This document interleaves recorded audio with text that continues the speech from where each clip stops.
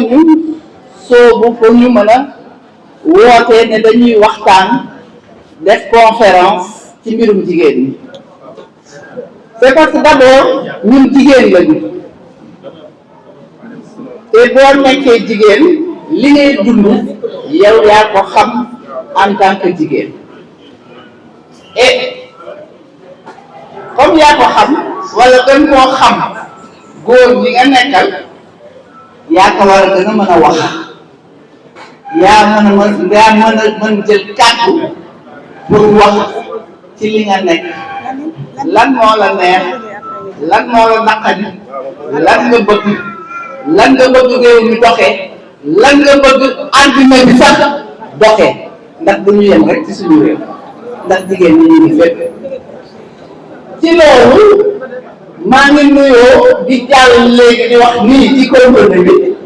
mais am na lu ma waroon wax avant may egsi sax ci lu tax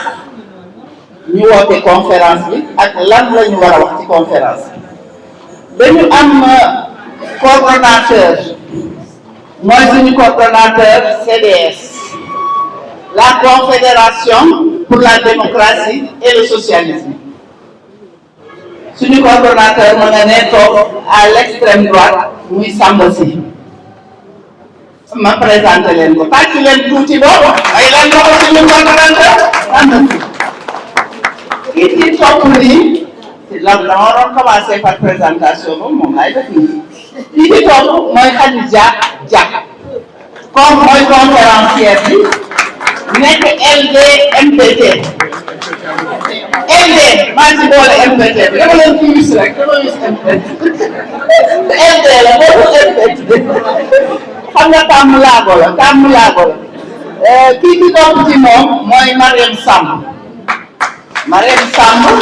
mooy deuxième conférencière ku ci nekk nag dañ lay jox le thème général la gauche quel combat pour les femmes Mariam Samb RPAS la bokk waaw RPAS Mariam Samb bon man mii di wax maa tudd Rose Sarr nekk présidente des femmes de la Confédération pour la démocratie et le socialisme fii jox na ma yu rafet ñi toog fii Ndeye Boury mën nga jóg Ndeye Boury ñu gis la mooy présidente des femmes bu nekk AJ Ndeye Boury ñaa la tudd ki topp ci moom di Penda Dieng LD waaw Penda Seck Dieng LD moo ci def MPT bi ki topp ci moom di El Hadj Momar Samb di secrétaire général RPAS waa tàccu leen suñu leader yeeg suñu leader femme yi nag waaw ki topp di El Hadj Samb toog nii mooy suñu coordonnateur bi nga xam ne moom la Samba Sy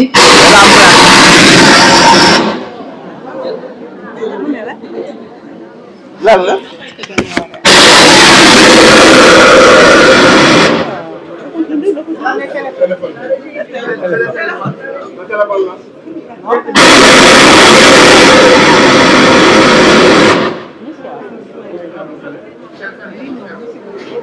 moom la Samba Sy remplacé tàccu leen ko may ko loxo pendant 10 ans il a été le coordonnateur donc de la CDS moom moo ko téye woon de maître 10 ans mënuñu koo remplacer bëgguñu koo remplacer ndax li mu yore woon mbir yi léegi nag jox na leen ngay Samba Sy tàccu leen ko bu baax a baax léegi ñeneen ñi may présenté mooy Lucie Cissé Anaga Lucie Cissé PIT joxal ñu gis la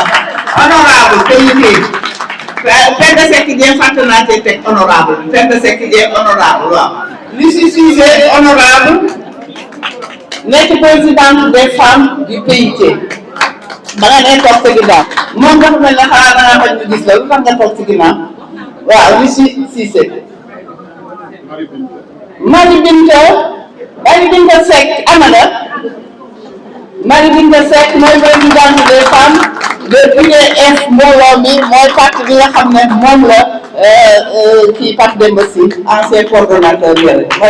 Marie Binta Seck ma ko nee ci ginnaaw jërëjëf. Voilà, la présentation a été faite tant bien que mal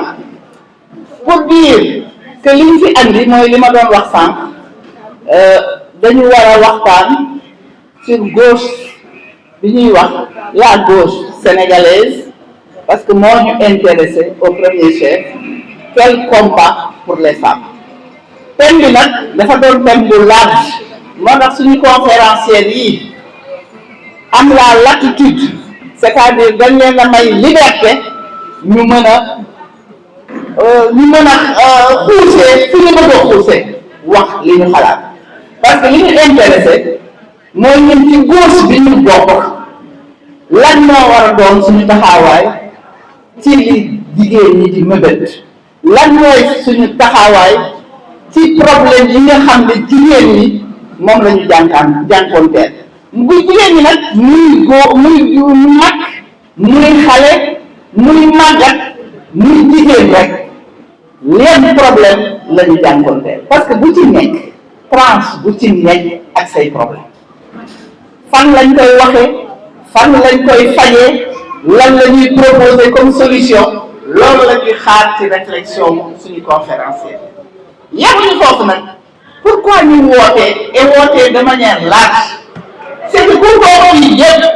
ku fi toog war naa am noo gisee jigéen war naa am noo gisee sa nekkin war naa am noo gisee sa nekkin ci société bi ak ban taxawaay nga war a am ci société bi ban gëdd lañ la war a jox gëdd buy jógee ci état bi gëdd buy jógee ci sa propre famille gëdd buy jógee ci association bi nga bokk ci parti bi nga bokk parce que loolu yëpp jigéen ñi war nañ cee am lu ci wax boo gisee jigéen bu nekk ci parti dana la parti ba nee laa ca nekkee nii lañ leen gisee nii lañ fay def bii attitude la ñu am jigéen ñi nga xam ne ñu ngi ci administration bi elles ont des droits est-ce que les droits mët na fa mu war a mëtee est-ce que egg na fa est-ce que amul lu nga xam ne am na lu fa sooxe am nañu lu ñuy wax donc yooyu yëpp pour bañ dugg ci débat bi je dis dans chaque tranche d'âge au niveau de tous les compartiments de la société donc jigéen na dafa am na rôle bu muy jouer dafa am benn penseur bu célèbre bu ngeen xam muy Mao Tse-tung donc il disait que les femmes forment ce qu'on appelle la moitié du ciel. Nous sommes la moitié du ciel et maintenant nous disons nous sommes plus de la moitié du ciel mais il nous faut là conquérir cette moitié. Pourquoi? Parce que peut-être conscience bi ñu am sax suñu doole dafa des te conscience boobu war nañ koo mën a am war a am taxawaay bu ñu mën a taxaw pour ñu nekk ak fan ko mën a nekkee taxawaay bu doon taxawaay bu rafet parce que on ne peut rien faire dans une société sans les femmes. xam nga ne tax famille lu mu gën a naw famille ba bu amul jigéen famille ba day sooxe donc je ne veux pas entrer dans les détails je ne peux pas entrer dans le débat et je vais donner donc la parole aux conférencières en attendant donc que ces conférencières puissent nous donner leur point de vue, leur vision sur ce combat et quelle attitude, quel comportement, quelle proposition, quelle solution la gauche donc donne au problème de la femme et aux situations donc que les femmes rencontrent dans leur foyer, dans leur lieu de travail, là où elles se trouvent. Et j'attends, quand les conférencières auront terminé, je vais attendre donc, j'attends la participation du public, la participation et les propositions donc du public, de ceux qui sont venus ici, donc de nous écouter. J'ai dit je donne la parole aux conférencières, mais je dois donner la parole à Samba Sy. D'accord? Waaw, tu me pardonnes ça. Ce crime de lèse-majesté. C'est à toi que je dois donner la parole. Parce que Samba Sy, on lui a demandé de nous parler de la CDS. Donc, de nous dire le parcours, le processus que la CDS a suivi jusqu'ici pour en arriver aujourd'hui à la mise en place de ce qu'on appelle la fédération. Parce qu'on parle de confédération, mais nous passons à une étape supérieure qu'on appelle la fédération. On part donc, on quitte la confédération pour aller donc à la fédération. Ça me suscite donc la parole. sant suñu borom mi ñu may ñu fekkee tetal gërëm leen bu wér ci teewaay bi ngeen ñëw yéen ñi nga xam ne dañ leen prier ngeen ñëw yéen ñi nga xam ne da ngeen bokk ci CDS jaa ngeen jëf ci teewaay bi jaa ngeen jëf ci wuyu bi nga xam ne moom ngeen ñu wuyu lii ñu leen woo tey mu ngi tudd conférence publique muy waxtaan boo xam ne ni ko Rose waxee day am ay mbokk yoo xam ne ñoo koy dugal ñu weccoo ñu ñëpp xalaat ci sama seetlu nag conférence publique mel na lu xaw a tumuranke ci suñu réew ci at yi weesu moo ne réew mi soxla na waxtaan soxla na toog ñu toog weccoo xalaat soxla nañu génn ci monologue parallèle yi maanaam nga nekk fee di wax ma nekk fee di wax ku nekk di xataraayu toog ànd ak dal toog ànd ak yar toog ànd ak yiw weccoo xalaat ci loolu lañu leen woo leen di sant leen di gërëm ngeen ñëwee tey teew ci mbir bi ñu leen woo nag ñooy waa confédération pour la démocratie et le socialisme mooy CDS CDS kuréel la boo xam ne mu ngi booloo ay parti politique yoo xam ne mot nañu fukk waa jege nañu fukk ñoom ñooñu nga xam ne ñoo nekk ci CDS am nañu jaar-jaar ñoom ñooñu bokk ci CDS am nañu gisini addina ñoom ñooñu bokk ci CDS dañu bëgg nit ñu yëkki ko ba ci kaw nit kooku am li gën ci àddina loolu mooy yéene bi je m'évertue à parler wolof ce que j'essaie de dire c'est que la CDS fait partie de ces formations politiques qui mettent l'humain au cœur de ses préoccupations et qui estiment que l'humain mérite le meilleur yéene bi mooy loolu li ñu bëgg ñun waa CDS mooy ay jigéen ak i góor ñu jàng ànd ak yar li ñu bëgg nam ma ko ñun waa CDS mooy jigéen ak góor yoo xam ne dañuy wér li ñu yéene ñun waa CDS mooy ay jigéen ak góor yoo xam ne dañuy mënal seen bopp dunde seen ñàq tedd te xaaruñ ko ci kenn lu dul seen futteeku am njëriñ seen askan am njëriñ seen réew li ñu bëgg ñun waa CDS mooy ay góor ki jigéen yoo xam ne dañu moom seen bopp gannaaw suñu borom ci lu wér ñu am sañ-sañ am dogal loolu mooy nameel loolu nag bu la ko waxee nga bëgg a xam lan la tekki jéeral nga méngale CDS boobu ñu tudd ak leneen loo xam ne mu ngi ci làng bi ñi ma toogal ci table bi ak yéen ñi fi nekk ci gën a bari bokk xam ngeen bu baax a baax boo solee lu weex tàll nga bëgg a fësal weexaay wi am na loo koy booleel am déet lan nga koy booleel lu weex li boo bëggee weexaay bi fës xa dèjà ne na ma day man mi xamut boo jégalee lu weex lu ñuul weexaay wi day dina fës comme ñun CDS nee naa leen doomu aadama moom lañ yëkki ci kaw bëggal ko li gën ci àddina dama leen bëgg a méngale CDS ak loo xam ne du moom pour ngeen xam ndax Rose loolu la ma sant suñu langue bi lan la benn ñun waa CDS day doo mës a dégg si ñun ñu ne la ku dee sa yaay juraat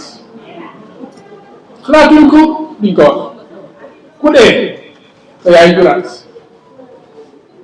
nous ne dirons jamais li ñu wax ñun waa Sénégal waa CDS duñu ne kenn duñ ko wax gannaaw sangu-sang yi duñu ne mukk diw mu sell lu tax dañu xam ne ay doomi aadama rek lañu ak ni ñu mel c'est Kant qui dit en parlant des hommes, que le bois dont l'homme est fait est si lourd qu'il est difficile d'en sortir des poutres bien droites. Le bois dont l'homme est fait est si lourd qu'il est difficile d'en sortir une poutre bien droite. Ñu nag suñu dëng-dëng, ñu nag suñu manqué, ñu nag suñu motadi. Khadija mii day sama jigéen la, am naa cofeel pour moom, mais du ma ko ne mukk Khadija ak li tur bi rafet rafet ku sell ki. Laaj sañu ko, Pape Demba sañ. Ñun waa CDS doonu dégg mukk ñuy pour rek xëcc nit am leen bu ngeen leen dégg ñu leen yàllaa ngi leen di nuyu ndax lu leen neex nañu wut pour ngeen fekk si ñu ndax bu ñu leen ko waxee day jafe yàlla yóbbante wuñ ci yéen ñu ne la yàllaa ngi leen di nuyu. ñun waa CDS jàppuñ ne yoon yëpp a baax pour nga egg fi nga bëgg a egg. Autrement dit, nous ne pensons pas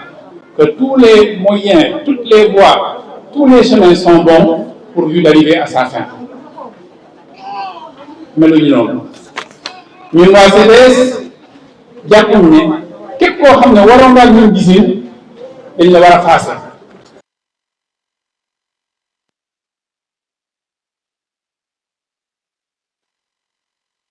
xatit dañ la war a génne réew mi jàpp nañu réew jigéen ak góor la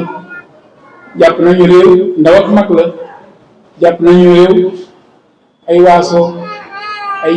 lu wute mooy def réew donc du caagi ne bokk ñu xalaat rek ñu ne yow dañ lay becc pour ñun waa CDS boo yëngu ci politique da ngay jàpp ne politique jotewul dara ak nooneem.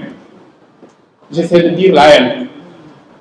boolewuñu haine suñuy mbir dañu ne dañu bëgg yëkki doomu aadama naka ngay yëkkee doomu aadama bu fekkee ne da nga bañ yenn doomu aadama yi. ñun waa CDS doo dégg si ñun li ñuy naan sos bëgg egg fenn bëgg lu ñu am bëgg yëkkee bu tax ñuy tilimal nit ci lu mu dëgg ko sosal loolu du suñu baax. ñun waa CDS doo ñu dégg ñuy saaga boole ñuy saaga ci suñuy mbir doo ñu gis ñun waa CDS ñuy toj ñuy taal ñuy tuur deret ndax dañoo bëgg egg fenn. di ngeen mën a nag ku sàng sa bopp nga set mais les hommes et les femmes qui composent nos formations politiques vous les connaissez et ils ne sont pas nés d'aujourd'hui. Leurs partis sont là depuis des décennies. Nous ne sommes pas partisans des outrances, de la violence, de la calomnie, des injures, de ce qui détruit et casse, de ce qui dama ne woon ne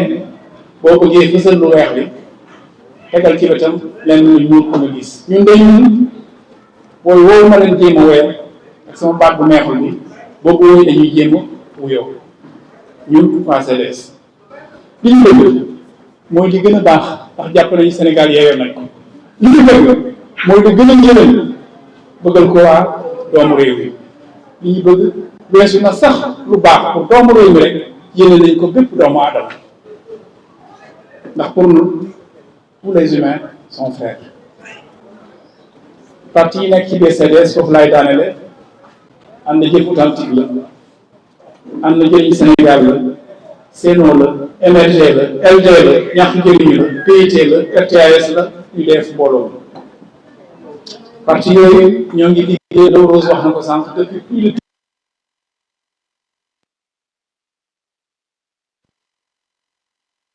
de confédération lañu ba tey suñu nameel tam Rose wax na ko mooy jéggi benn jéggi bu bees gën a roofoo gën a jegante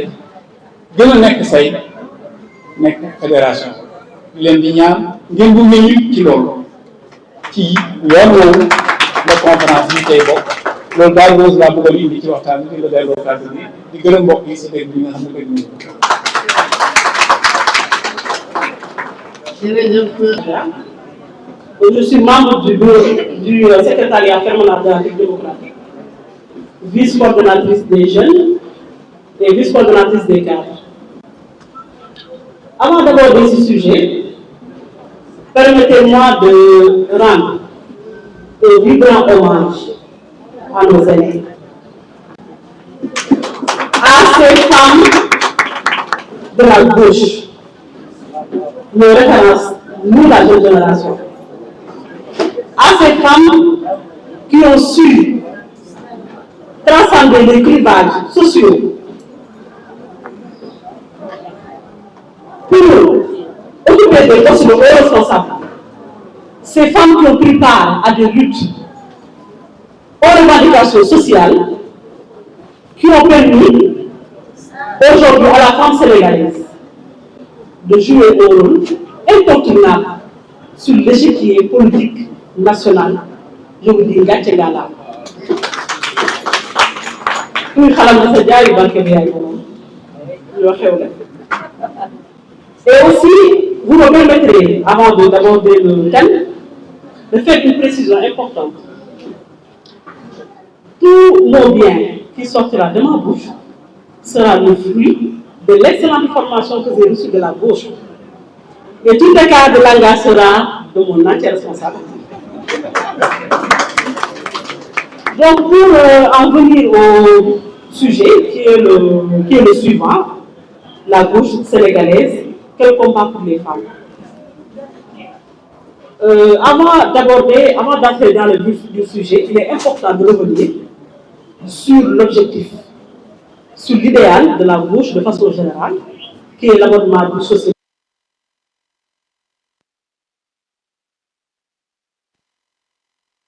Sans prendre en compte la tranche la plus importante de la population que nous représentons, nous les femmes,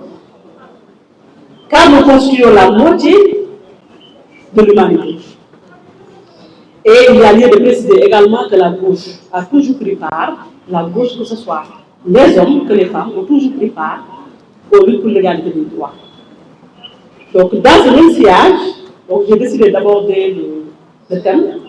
en mettant l'accent sur trois aspects. D'abord, l'égalité politique, l'émancipation économique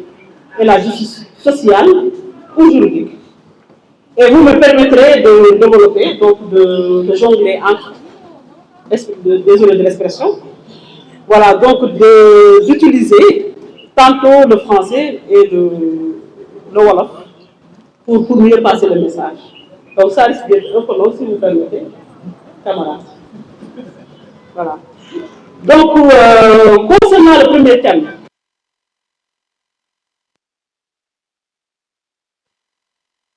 politique,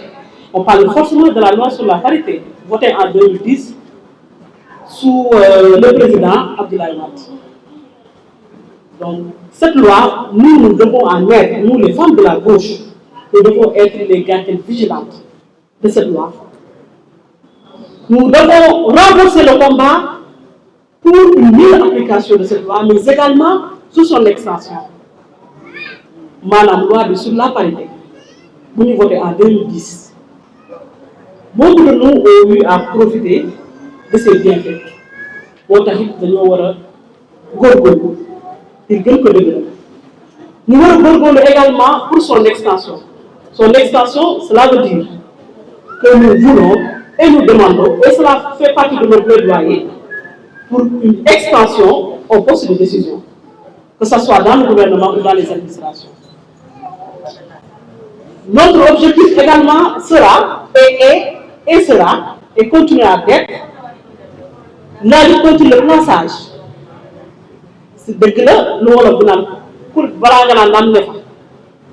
mais nekk fa pour nekk fa est-ce que am na solo nous devons lutter contre le plaçage maanaam ñu defuñu si liste yi pour faire cette liste yi sans aucun impact. Donc nous devons lutter sur ça, nous devons veiller à ça. Bëgg nañ parité, mais une parité de qualité et non de quantité. Beneen aspect bu war a nekk suñu combat en tant que femme de la gauche moo war a nekk des plaidoyers pour un financement politique. Madame, si vous avez plaidoyer pour financement politique, nous allons appeler nous les femmes, principalement issues du monde rural, nous allons les donner. maanaam mu mën a am benn budget de campagne bu leen di permettre ñoom ñii seen loxo jotul seen ginnaaw ñu mën di bokk au moins qu'elles puissent prétendre à des mandats électifs. Donc, les combats que j'ai jugé nécessaire de mettre en évidence. Et il y en a d'autres, hein, et je pense qu'après mon intervention et après celle de Mariam, il y a une contribution dans ce sens. Moi, c'est mon premier axe d'intervention. L'émancipation économique. L'émancipation économique, moi, d'abord, nous n'avons maanaam lan la ñu mën a amee koom-koom yu ñuy permettre ëllëg ñu mën a jël décision maanaam mën a jël ay initiative sans ingérence aucune parce que yu bari nag yu ñuy handicapé mooy que nous sommes trop dépendantes. Nous sommes très dépendantes des hommes. Je précise que je ne tiens pas un discours féministe. Je suis pour les hommes, c'est une équipe, nous formons une équipe. Mais il est important d'avoir notre autonomie, d'avoir nos propres sources de revenus, nos donner sur une initiative. Et c'est pourquoi, sur les plaidoiries doivent aller dans le sens de meilleur accès au microcrédit. Donc, meilleur accès au microcrédit, mais également à des taux préférentiels. Parce qu'il ne suffit pas d'accorder du crédit alors que les conditions de paiement sont assez fastidieuses, nous découragent. Donc, ça fait partie de comment nous devons mener. Autre chose, et ça intéresse particulièrement les femmes issues du monde rural, vous m'excuserez, je suis de Canel, d'un village, au fin fond du Fouta, donc, excusez-moi, bon, si je mets l'accent sur les femmes du monde rural. Mais nous sommes toutes concernées, aussi bien celles des villes ou celles des villages. Voilà. Donc, notre combat également du point de vue économique doit être concentré sur l'accès à la terre. Donc, quand je parle d'accès à la terre, c'est faciliter l'accès aux fonciers, aux femmes, qui, à dire vrai, sont les motrices même de l'agriculture. Donc, la lutte, donc j'invite vraiment les femmes de la gauche à mettre l'accent là-dessus, parce que la plupart du temps, elles ont droit à ce qu'on appelle l'usufruit. L'usufruit, beaucoup de gays, je vais décomposer, c'est l'usus et le fructus. Madame l'usus, vous avez le droit d'utiliser la terre, le fructus, vous avez le droit de bénéficier des retombées de la terre, mais on n'a pas l'abusus. L'abusus qui est le droit d'user. Donc, d'user, cela veut dire vendre. Et nous appelons vraiment, nous invitons les femmes de la gauche à mettre l'accent là-dessus. Cela veut dire permettre ou faciliter l'accès à la terre à ces femmes issues du monde rural, mais principalement aux entrepreneurs. Autre combat que j'ai jugé nécessaire de mettre en valeur, c'est la revalorisation du travail. Donc, ça, peut-être je ne dirais pas principalement les femmes qui sont en activité, mais les femmes de façon générale. Donc, notre combat en nous doit être de restaurer le slogan « à travail égal, salaire égal ». Donc, on a trop souffert de cette disparité, donc de cette différence, et jugé nécessaire d'inclure ça dans le combat que nous devons mener. Le combat que nous menons, mais renforcer ces combats. Donc, également, il y a la revalorisation du travail domestique qui est devenu un acquis avec les réformes du secteur. Donc, nous devons travailler également à son maintien et à son amélioration. Ça, c'est du point de vue économique. Maintenant, du point de vue social ou juridique. Donc, la gauche doit travailler et doit axer son combat sur la tolérance zéro face aux violences basées sur le genre. Donc, nous devons soutenir le renforcement des lois existantes, comme celle sur la criminalisation du viol, mais surtout l'amélioration de la chaîne pénale. Donc, l'amélioration de la chaîne pénale veut dire garantir une prise en charge effective des victimes, mais également une sanction rapide des agresseurs. Donc je vais revenir sur ces aspects en Wolof. Donc l'accès à la santé reproductive et maternelle. Donc nous devons plaider pour un accès universel et gratuit aux services de planification familiale et aux soins de santé maternelle et infantile de qualité, en particulier dans les zones rurales. Parce que la santé n'est pas un droit social, mais c'est un droit social et non un privilège. Donc pour clôturer ce chapitre relatif à l'aspect économique de la lutte des femmes de la gauche, nous devons de maintenir les filles à l'école plus longtemps pour briser le cycle de la pauvreté. Donc nous devons défendre des politiques d'aide aux familles pour l'éducation des filles, notamment dans les régions où les mariages précoces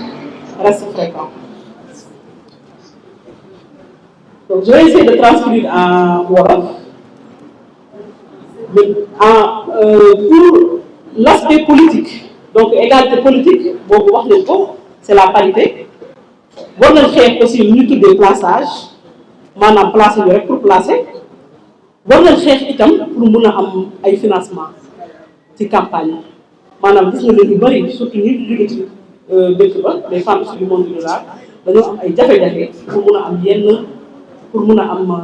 yenn koom-koom yu leen mën a permettre ñoom it ñu mën di déposer seen candidature moo tax loolu plaidoyer lañ ko war a def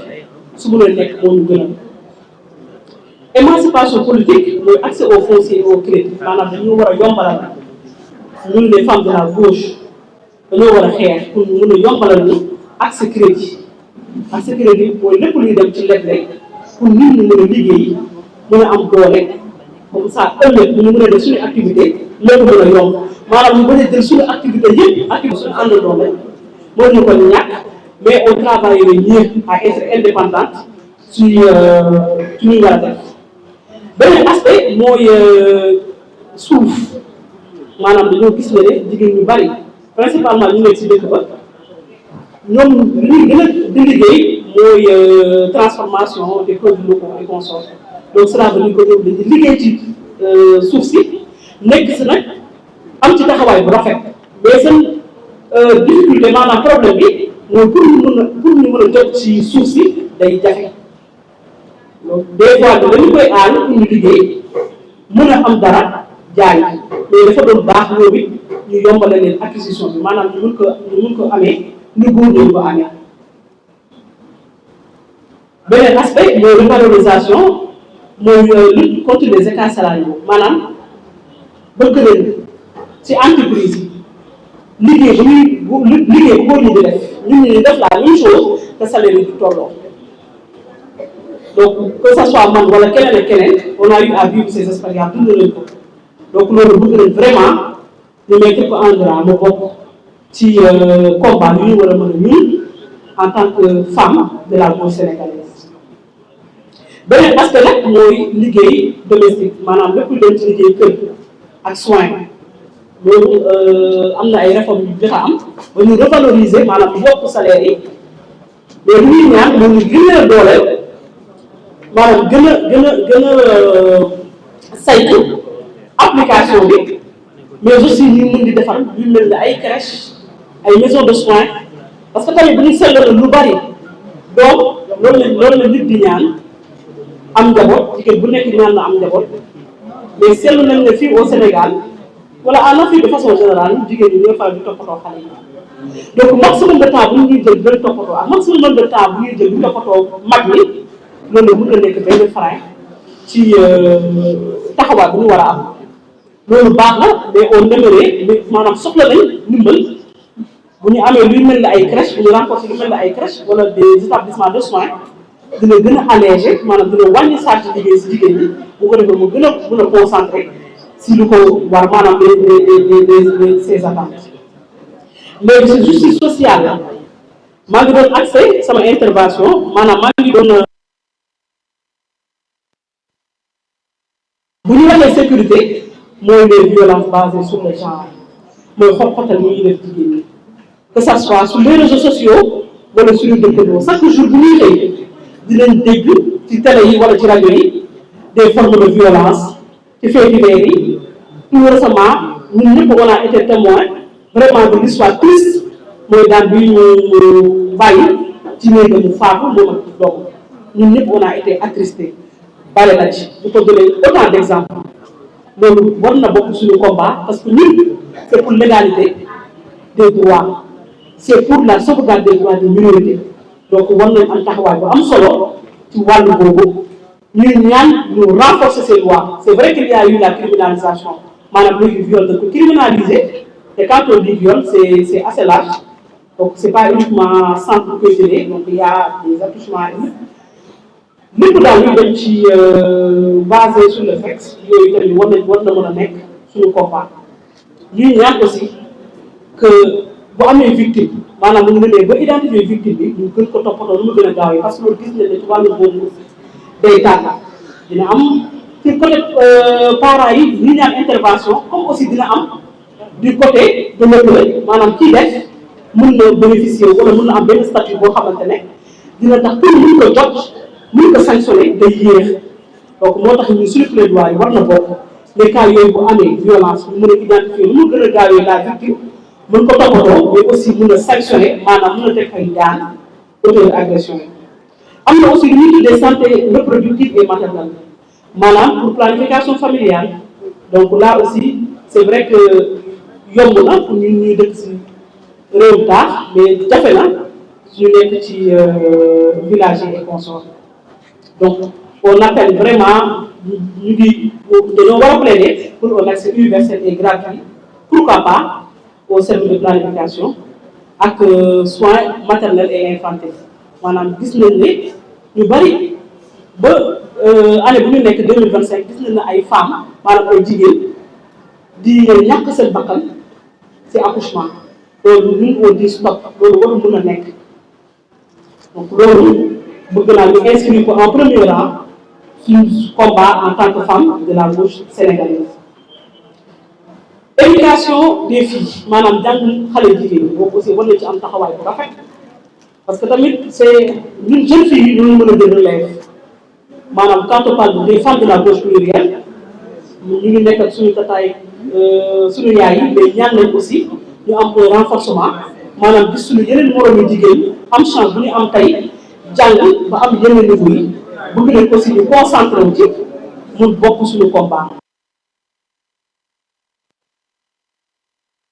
Voilà donc loolu mooy la synthèse de mon intervention la synthèse mooy moo tënk sama intervention mais dama bëggoon def ñaari précision kenn baal ma ko en français donc pour dire que le combat des femmes de la gauche n'est pas au dépendance du programme de la gauche il doit en être le cœur stratégique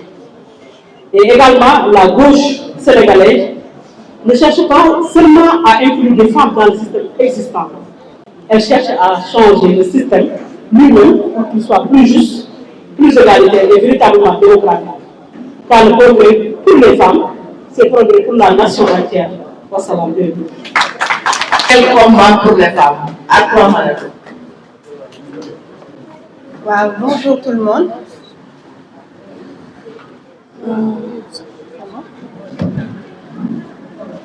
Bonjour tout le monde maa ngi nuyu ñëpp ci turam ak santam man nag ci nasaraan laa gën a nekkee à l'aise donc xam naa ci sama kàddu français bi moo ci malheureusement sama camarade bi Khadija dafa def benn genre tableau général des conditions des femmes des luttes des femmes de manière générale au Sénégal et de l'impact que la gauche pourrait apporter à ces luttes-là,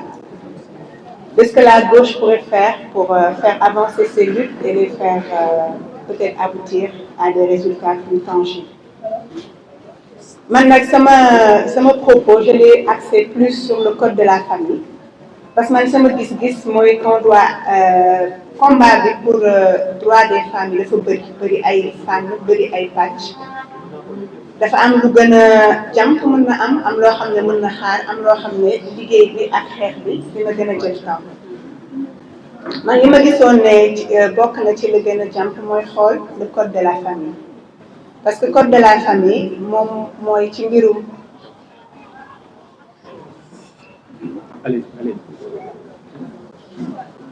bon ci code de la famille maanaam mooy li ñuy tënk sur le plan juridique façon su ma juumee sama camarade bi elle pourra me rectifier et améliorer mon argument puisqu'elle est juriste. Khadija. Donc, à titre d'exemple, chaque jour au Sénégal, il y a 345 divorces prononcés. Si je veux wax ci wolof defe naa mooy ñetti téeméer ak ñeent fukk ak juróomi tas ñi fase tas waaw tas wala fase et donc yi ñu compté tamit yi ñu compté ba bind ko donc loolu mooy sûrement ëpp na loolu donc ci contexte boobu nga xam ne vraiment mbirum famille jaxasoo na mbirum rapport familiaux yi xaw na changé trop maintenant ci temps moderne yi il faut que ñun ñu am benn xalaat ñu taxaw def benn taxaw seetlu jéem a xool ban genre société la ñu bëgg a tabax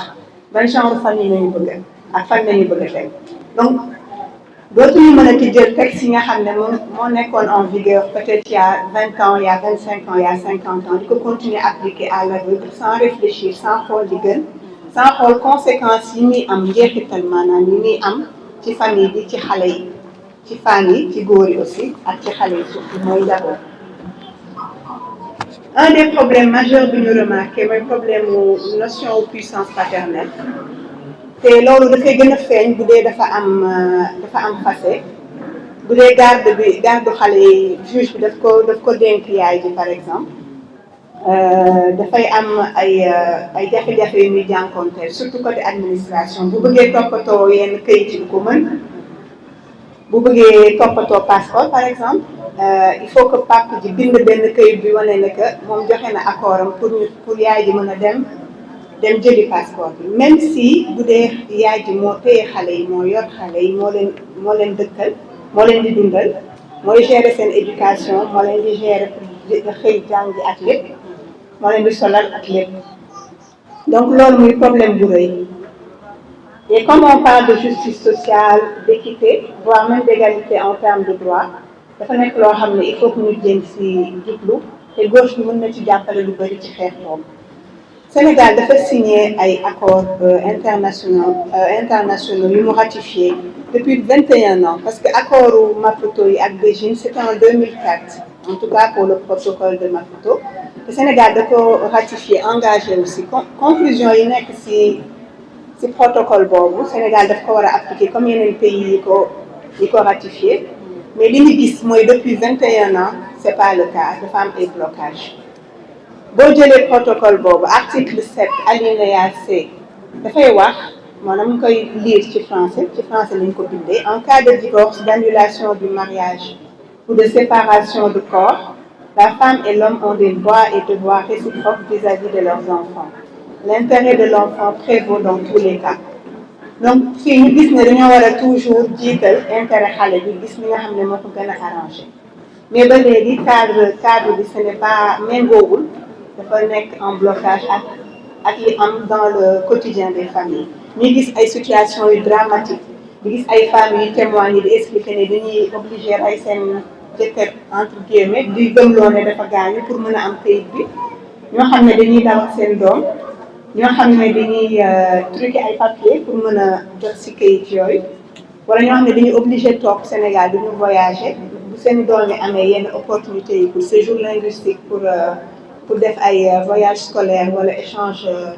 estudiantin ak yooyu yëpp duñ ko mën appliquer parce que day am blocage côté boobu il suffit que mu am benn conflit bi sax ak ex-mari waaw il suffit que mu am benn conflit ak l'ex-conjoint mën na sax nekk loolu benn arme bu ñuy utiliser pour venger aussi ci femme bi donc loolu blocage politique la. Donc il y a eu beaucoup de propositions, il y a beaucoup d'activistes yuy xeex ay ñoom Jalika Diagne ay Amsatou Sow Sidibé honorable yoo xam ne dañuy def ay conférence di bind di yëngatu tam ci réseaux sociaux yi. Il y a des groupes WhatsApp bon man am na bu ma bokk boo xam ne c'est un collectif pour réfléchir et travailler ci question boobu donc bon appel bi mu mën a def par rapport ak loolu mooy en quoi la gauche peut appuyer pour que combat boobu jëm kanam peut-être aller vers un plaidoyer la gauche peut aider dans ce sens. La gauche aussi appel bi may def mooy peut-être gën a farlu ci côté formation parce que la gauche a toujours été formatrice gën a dooleel jigéen ñi les former sur le plan idéologique sur le plan des informations et de la connaissance pour ñu gën a mën a dëgër sur le plan politique pour mën a taxaw par rapport à ces combats-là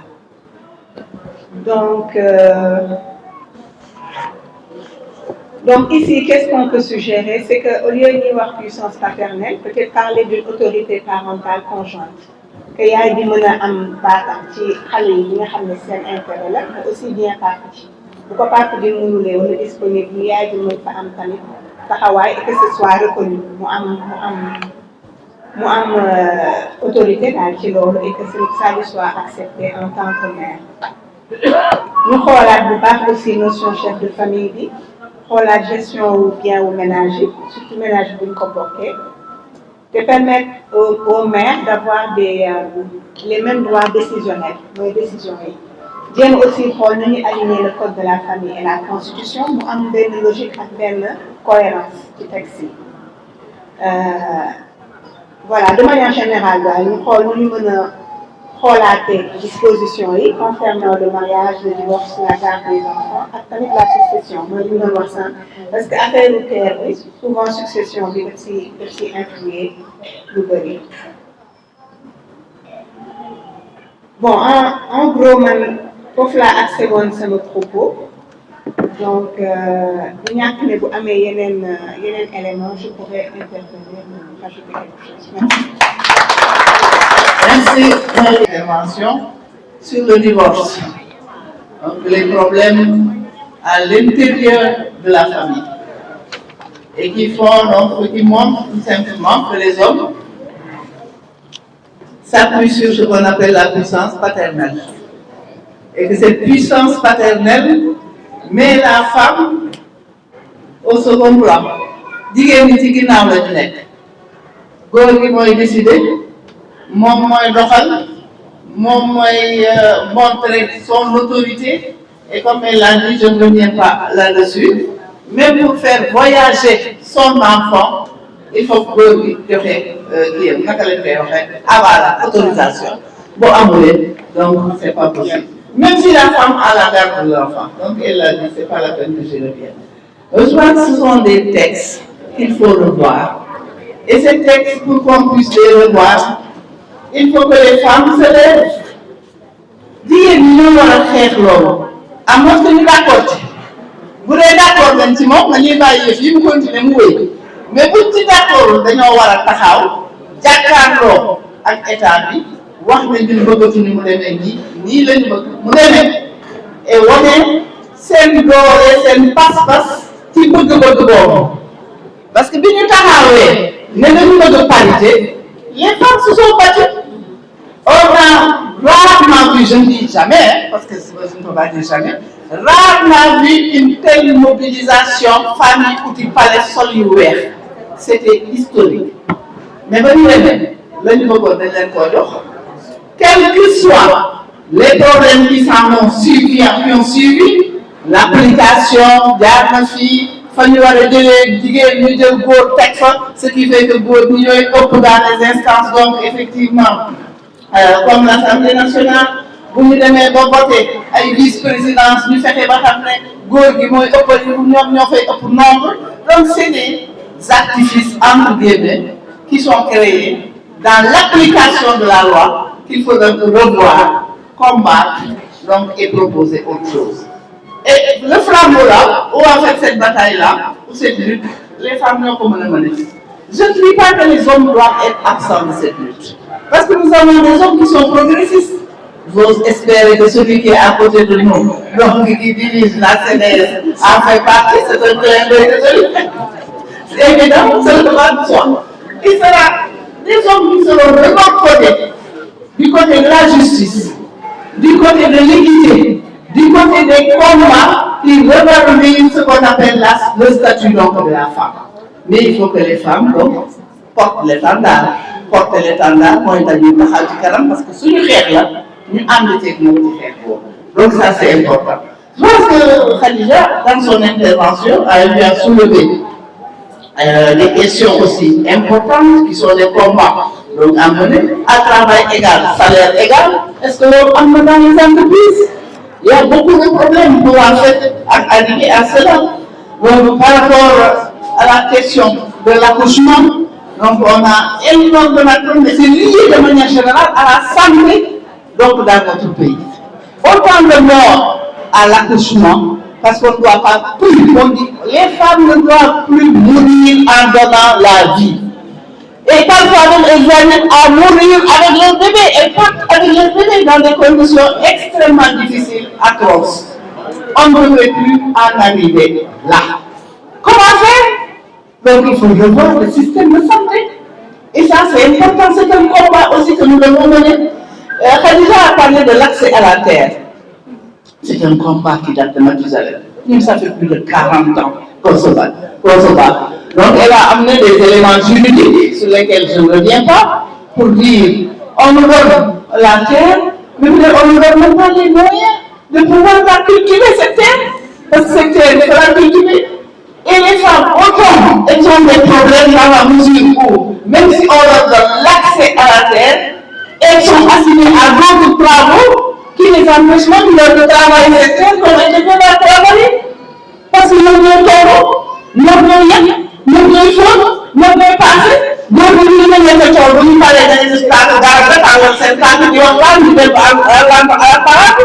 pour l'essentiel. Donc nous elles sont sur plusieurs fourneaux, comme on dit. Donc elles ont donc beaucoup de choses à faire,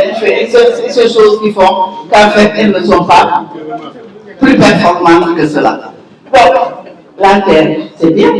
La cultiver et avoir les moyens donc de la cultiver. Je pense qu'il faut donc que les femmes puissent y arriver. Donc, travail égal, salaire égal, je pense que tout cela, elle en parle. La loi sur la parité, ça a été une grande victoire, mais il faut donc l'application qu'on puisse donc voir cela. Et elle a posé un problème qui a été un problème important dans cette mise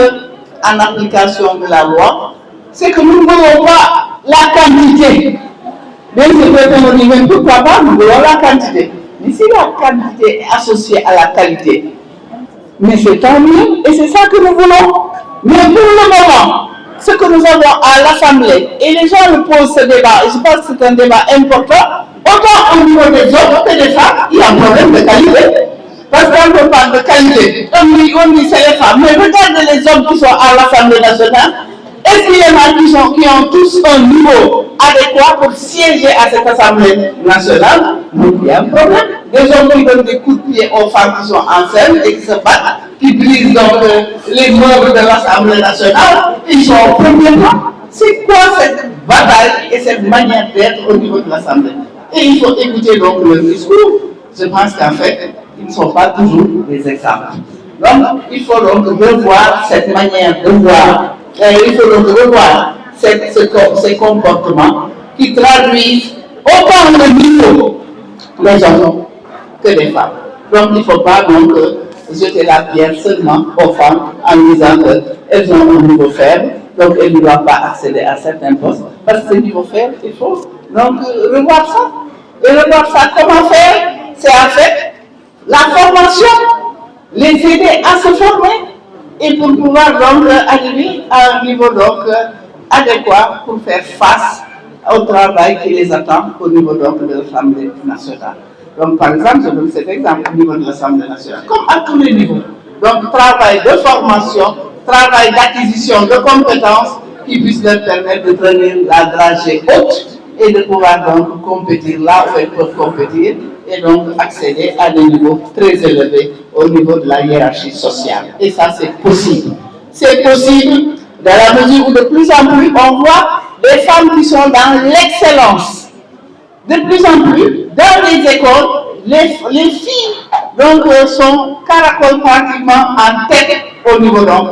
de l'école. Elles agrègent ou engrangent plutôt des résultats qui sont des résultats donc excellents dans les écoles d'excellence, dans les concours et même dans des postes auxquels nous, on n'a jamais pensé accéder. Nous, dans notre génération, on n'a jamais pensé accéder à certains postes et les femmes, donc, et les filles, et nos petites filles ont accès maintenant à ces postes. Donc je pense que c'est le moment de revoir certaines choses et de pouvoir donc se mettre en ligne de bataille, comme on dit, pour aller conquérir ce que nous devons conquérir. Donc voilà, je pense que c'était des éléments que j'avais notés donc dans l'intervention de Khadija et qui en fait peuvent susciter, je pense, à mon avis, le débat au niveau de l'assistance. Maintenant, camarades, je ne sais pas si nos invités, les présidentes des femmes, nos invités, donc les secrétaires généraux qui sont là, veulent donc dire quelque chose pour en fait ouvrir le débat. Et ensuite, on passe la parole à l'assistance. Les invités femmes. On collabore avec le ministère à travers la stratégie nationale pour l'équité et l'égalité de genre. Mais comme nous le disons, si nous regardons les scènes sociales, il y a beaucoup de crimes, beaucoup de meurtres, beaucoup de discrimination, beaucoup d'exclusion. Donc, l'initiative, il faut une initiative venant de la gauche, ce sont des acteurs sincères, lucides, qui savent ce qu'ils veulent. Ça ajoute un élément important. Man li ma doon bëgg laaj rek CDS comme CDS moo nekk le pôle initiateur de l'action, les femmes du CDS. Comment vous allez organiser ça? Ou bien comment nous allons organiser? Parce que nous serons à vos côtés. Est-ce qu'il y a quelque chose qui est prévu en termes de stratification où c'est déjà fait, en termes de planification, de stratégie d'action mis en place avec des délais, des résultats clairs et tout? Parce que ce à quoi on assiste, on avance très faiblement. Donc vraiment, cette initiative, si elle est très pratique et réalisée, ce sera une bonne chose. Ma question, donc, c'est ça. Comment ce sera organisé? Merci beaucoup et encore félicitations. Bonjour à mes amis, mon frère Samb est là. Ngourgui dafa engagé une action pour l'autonomisation économique des femmes. On a déjà un rapport, un rapport diagnostic. Et ensuite, nous prévoir élaborer une loi d'orientation pour l'autonomisation économique des femmes. Je crois que femmes de la gauche, nous devons répondre un peu toutes ces questions que nous soulevées tout à l'heure. Moi, nous devons formaliser d'abord une contribution publique dans la presse pour voir ni bien parce que l'affaire nous ici filet décembre pratiquement dinañ boucler yépp xamna ci dara parce que participer dans ce processus pour élaboration loi d'orientation bobu donc nous bëggone les femmes ñu jóg ci légui sen ñaari texte yi ak yenen éléments yu ngeen mëna jël ak ci ñeneen ngeen déjà def une contribution des femmes de la gauche sur l'autonomisation économique des femmes. Maintenant, de façon plus générale, juste une intervention, moi, intervenir, mais il y a une affaire c'est très important, de faire toucher l'égalité de genre, de faire toucher l'autonomisation des femmes, de faire toucher toutes ces questions-là. Mais en réalité, comportement famille dans les cérémonies. Je crois que la gauche doit se voir am taxaway. Actuellement, ay ndeyale ay anytime et cetera yu kenn xamul mooy am et les femmes dépensent beaucoup d'argent. Alors si vous voulez autonomisation des femmes ba pare dépenser autant d'argent doo épargner soo épargner wul nan ngay mën a investir donc question ngi noonu boo xam ne war ngeen si waxtaan bu baax a baax a baax. may rappeler pour terminer que 1967 voté woon nañu benn loi sur les dépenses excessives. Sur les dépenses excessives ce serait intéressant ñu retrouver loi bi pour seet mais je sais que c'est toujours en vigueur mais kenn appliqué wu que c'est tombé en voilà en désuétude loi boobu dafa doon wax naan fiançailles lii la mariage lii la ngénte lii la deuil lii la et à l'époque dañu rencontré woon tous les chefs religieux ñu d'accord si bind ko mais députés yi ko voté ñoom ñoo nekk les premiers à violer cette loi. Ça veut dire que à l'époque ça ne correspondait pas aux mentalités mais actuellement je crois que mbir yi changé na maa ngi lire ci presse bi démb rek que à Ourossogui ak à Ndioum les chefs religieux ont décidé de limiter les dépenses excessives waxtaan nañu ba pare fixer ay prix et mu ngeen ko xool ça veut dire que mentalité yaa ngi changé je crois que gauche war a jël aussi ce combat là à bras le corps je vous remercie. maa ngi nuyu ñëpp seen tur ak seen sant di commencer par rafetlu jataay bi di wax ne li ma gën a neex ci jataay bi tey dañu jël suñuy doom teg leen fii ñu wax gis nga la question relève bi elle est très importante pour la gauche il faut qu'on ait des jeunes avec nous pour combat yi ñuy mëne bu ñu gëstoo gis jeunes yi suñu xel day dal ndax dañu naan li ñu liggéey ñun ak ñi ñu jiitu wax nañ fi ne ñii am na ñi jiitu liñ fi def ba yëf yi ñu teg ko suñu loxo ñun ñu war koo jox suñuy doom donc bu ñu gëstoo gis leen dañuy kontaan may wax ne li ngeen fi wax rafet na li ngeen fi wax bare na waaye li coordonnateur wax ñun gauche dañu war a xam déjà ñun fan la ñu jóge lan la ñu bëgg ak fan la ñuy proposer nit ñi fan la ñu bëgg yóbbu réew mi fan la ñu bëgg yóbbu suñu société fan la ñu xalaat ne suñu société noonu la war a gisee noonu la war a demee noonu la war a liggéeyee loolu moo war a nekk suñu bu sol ñu xam déjà ñun ñooy kan lan la ñu bëgg fan la ñu bëgg yóbbu réew mi ndaxte li coordonnateur wax sànq ay jigéen la ñu nekk ci réew mi Sénégal metti tey ñu am ci beneen gis-gis ñun yaakaar nañ ne du génn ci bitti di xeex du wax ju ñaaw du wax ju bon dañu war a jël suñu société waxtaan ak nit ñi waxtaan moo tax li Khadija wax mënuñu ci dindi dara dama koy rafetlu ndax jigéen tey am na fu mu toll am na lu ñu am wax dëgg neex yàlla am nañu ay avancé waaye bu ngeen ko seetee am na lu bare lu des duma ci dellu si xam ngeen ne parité bi am na lu ci des moom wax na ko sax ay xeex la ñu war a mëne xam ngeen ne la loi sur le viol ay avancé la ak la pédophilie waaye gis ngeen débat yi tam yi mu indi appropriation bi des na ndax da ngay gis nit mu ne lu tax loi bi nangam ak nangam y a des anti droits yu taxaw bëgg ko xeex kon ñun tam suñu xeex war nañ ko jubale foofu ne dormons pas sur nos lauriers nañu taxaw tem xam ne loolu ñu am dañuy wut lu ci yokk waaye wutuñu lu ko wàññi kenn duñu delloo gannaaw foofu la Sénégal tollu tey sama beneen doom bi Mariam li mu wax ci code de la famille bi ma d'accord ci lool mais loolu yëpp ñun dafa am nu ñu war a taxawee wax naa ko ñun gauche bi jigéen ñi ñu am fa ñun suñu waxu gauche am fa suñuy combat gauche di ko xeex nag parce que ñun rek mënuñu ko xeex dañuy dem ci yeneen jigéen ñi ànd ak ñoom di ko xeex am na prise de conscience boo nga xam ne xaj na ñun ñoo ngi koy am war nañ ci dem ci yeneen jigéen ñi ñu waxtaan ak ñoom d'accord ak ñoom bu boobaa xeex bi day gën a yomb dinaa wax nag ci famille bi gis nga éducation comme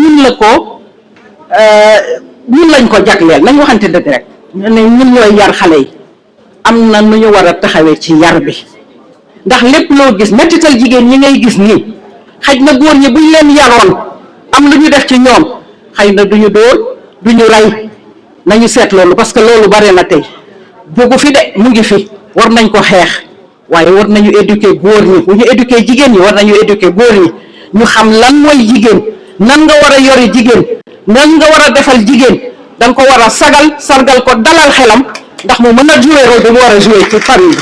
bi loolu defe naa ne war nañ ci yar góor ñi man daal loolu laa ci gisoon ci gis-gis bu gàtt bëgguma wax ju bëri xeex baa ngi fi nañ taxaw en tant que femme de gauche di nasandoo di noccandoo moo tax rencontre yu mel nii dafa baax ci ñun gauche bi ñuy waxtaan suñu biir di nasandoo di noccandoo fu ñu dem nag taxaw fa am fa taxawaayu gauche ñu ràññee ñu en tant que gauche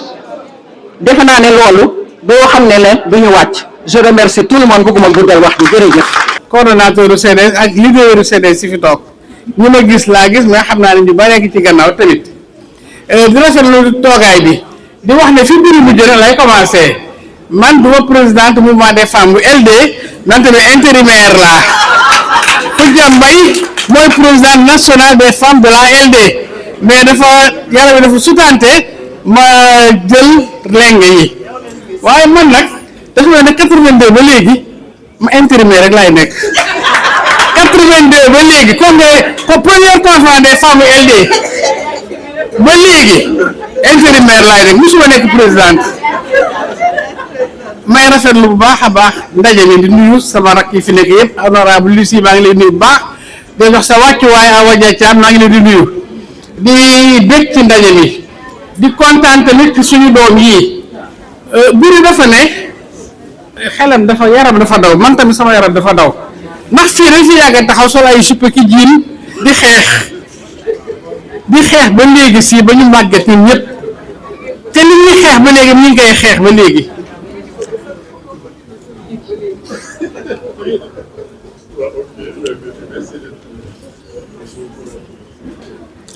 merci beaucoup au revoir jërëjëf yaa ngi dem li ñuy xeex ba léegi merci beaucoup na nga def ñu ngi koy xeex te ba léegi sotteegul bu ñu waxee protocole de Maputo defe naa 99 ba 2000 ba Beijing ba li fi jaar yëpp li ñu fi amagul mooy peut-être la loi sur la parité te loolu ñu góor ñi bari neexu leen góor ñi d'accord en tout cas man sama parti ki topp ci Nicolas Ndiaye parité rek la bañ ñu ngi ci saal bi nag ki topp ci Nicolas Ndiaye boo xam ne parité xamu fu leen parité parce que daal du parce que parfois ne day wax dëgg parce que du parce que jigéen laa dama topp ci góor te doo am compétence bañ ko war a am loolu moo tax góor ñi di ko bañ moo tax ki topp ci Nicolas Ndiaye foofu lay waxee ki topp ci Nicolas Ndiaye laa wax waaw ma nga ne ki topp ci Nicolas ma nga ne yëkkati loxo kon moom loolu la moom te parité ñun toogu ñu ñu jox na ko dañ koo xeex ba egg Rose wax na ko dañoo xeex ba egg ci parité te ci yeneen la ñu bëgg a jëm tamit am nañu parité taxawal nañu COSEF may félicité honorable Lucie Cissé fan yi ci seen liggéey bu mag bi ñu liggéey COSEF ak Awa Dia Thiam ak ñi fi nekk ñëpp vraiment di wax ne xale yii la relève sera assurée parce que suñu xel dal na ci yéen kontaan nañu ci dal na ci yéen ñu mel na ñuy tamit am nañ fi ñu ngi fi am pagaay léegi nag xale yi nañ jël relève bi ndax ñun ñii suñu tànk ngi metti suñu bët ngi metti suñu ndigg ngi metti mënatuñu lu bari jigéen ñi tamit li tax accès de la terre Khadija wax nga ci accès de la terre bu ñu leen ko joxee maa ngi wax ak Mamar Samb mu ne ma ne ko dañuy am yeneen liggéey moo tax du ñu mën a exploiter terre yi mu ne la kon ñu wutalee machine yoo xam ne boo bësee maafe génn loolu la ma wax léegi ma ne kon koy ñu jël bu ñu bësee maafe génn bu ñu bësee dama daa génn comme ça ñu mën a am liggéey suñuy tool beneen bi tamit mooy accès au crédit jigéen ñi dañuy jël xaalis bu ñu ko jëlee toggalee ko góor gi ganaar ñu lekk ko yow nga res di fay bor bi xaalis bi seey sa loxo te sa parfois du ñu yëg ne leb nga donc loolu yëpp dafa am lu ko jiitu moo la nekk formation moo ci war a jiitu li may jeexale parce que li ma fi bëgg a wax yow wax nañ ko fi ba pare li may jeexale mooy jigéen ñi xam nga man damaa bëgg xew dama bëgg xew buñ fi bëggee ne léegi kenn doon fi xew man du ma arrangé man damaa bëgg xew parce que du ma am sama benn doom bu jigéen pare wala benn doom bu góor muy takk jabar maanaam du ma xew yenn yi ragal ñàkk la man damay xew te ku ma déggal da ngay xew ba tëdd ci jant bi wasalaam. di wax ne dama xool Khadija xool Marème sama yaram daw li tax sama yaram daw mooy bi ma amee seen âge wala sax gën a ndaw ci laa dugg ci ànd jëf nekk ci biir nag ba màggat kon su ma gisee tey xale yi toog wax loo xam ne peut-être xëy na ñun sax ba ñu tolloo seen âge ñemewuñu woon na toog di ko wax c'est parce que encadrement bi baax na. Je vous remercie très sincèrement du fond du cœur di wax ne ànd jëf EIT LD UDF RTAS ñoom ñëpp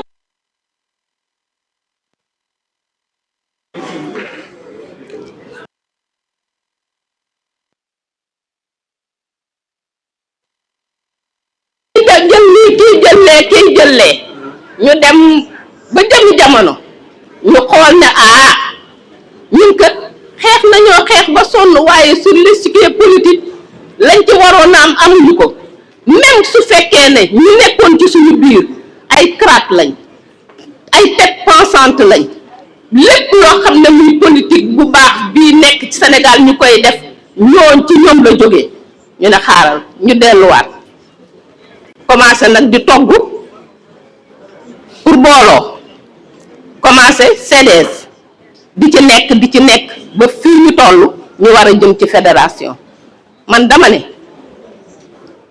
fédération rek doyul lii tax tey ñu mën a xeex ba jël réew mi unification moo ñu koy mën a may ñun ñëpp nag suñuy ego suñuy bëgg-bëgg ak suñuy yëpp ñu teer ko te xool li nga xam ne mooy intérêt Sénégal wallahi azim buñ boole woon bu yàgg kon ñii fi toog tey duñ fi toog ndax suñuy pensé la ñuy jël di ci sàcc mais mënuñ koo doxale xam ñu ñu koy doxalee kon la gauche sénégalaise damay wax ne nañu unifié wu nekk benn bloc liggéeyandoo xàccandoo dóorandoo jël réew mi doxal ko niñ ko war a doxalee beneen bi damay wax ne les femmes de la gauche sénégalaise lu fi am tey nit ñi di ko tiitaroo rek ñoom ñoo ko fi indi ci jigéen ñi la première journée de la femme bi ñu organisé fii dañ leen a réprimer xam naa ne nii duma bàyyi ma fen dañ leen a réprimer jàpp leen door leen ay cross ñu càpp yóbbu tëj ñoom Rokhaya Ndaba Aw ñoom Eugénie ñoom ñëpp ñu jàpp leen tëj leen la journée internationale de la femme bi ñu njëkk a organisé fii kon bu ñu demee tey bay organiser une journée internationale de la femme jigéen ñi ñoo ko fi def les femmes de gauche ñu ne l'émancipation de la femme yeewu ñëw teg fi ñoom Marie-Angélique Savané ñeneen ak ñeneen ñëw teg fi loolu di des femmes de gauche kon bu ñu amee tey jii lii nga xam ne moom lañ am femme de gauche yi sénégalaises yépp laa wax de bu ñu même bu ñu amee parité sax c'est à cause des femmes de gauche kon femmes yu gauche yi seen combat yàgg na metti na mais tey jii on commence à récolter les fruits de la lutte des femmes de la gauche sénégalaise li may wax mooy tey ñu ngi naan ASC di wax football di wax culturel ASC mooy la association sportive et culturelle ñu ko fi indi la gauche sénégalaise ñoo ko fi indi kon tey bu ñu demee ba nit ñi galvaudé cible bi di ci def leneen lu dul football kese léegi moo am amatul culture amatul dara kon ñu xam ne ñun la ñu jiwoon dañ koo mënul récolter kon nag may wax ne ñun ñi ñëpp